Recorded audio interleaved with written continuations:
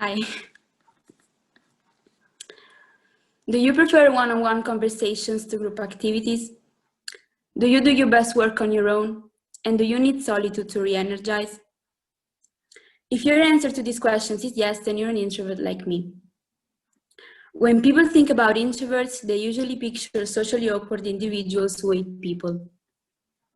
Introverts are also labeled as boring, rude, and antisocial, and these are just some of the reasons why introversion is perceived as a flaw or something to overcome instead of a personality type.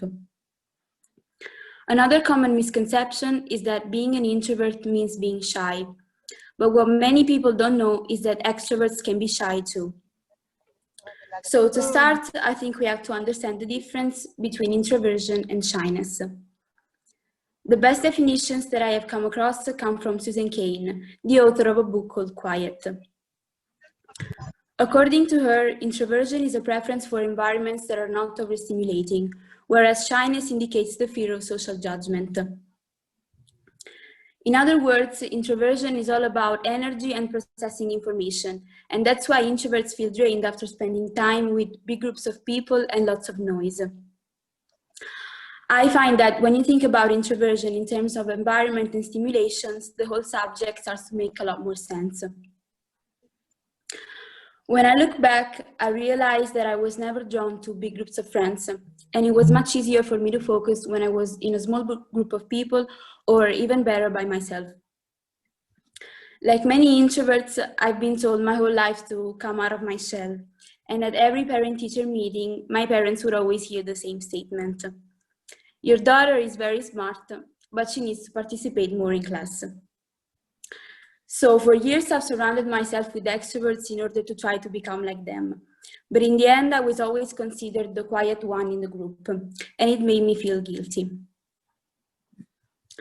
One time I was at a party where I didn't know anyone except for my best friend. And while she was busy talking to other people, I was hiding in the corner because I felt very overwhelmed with the situation. I thought no one would notice me, but then I heard someone shouting, "Guys, look at her. Do you think she even knows how to speak?" I was about to reply, but when I heard everyone laughing, I couldn't find the courage.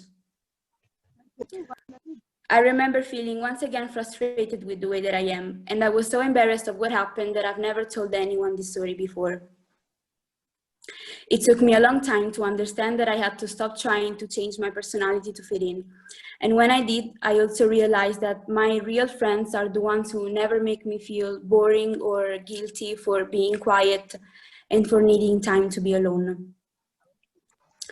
Although statistics say that introverts make up for 1/3 of the population, which makes them a minority, I think there's no right or wrong personality, and both introverts and extroverts should understand the importance of finding a healthy balance between introspection and socializing.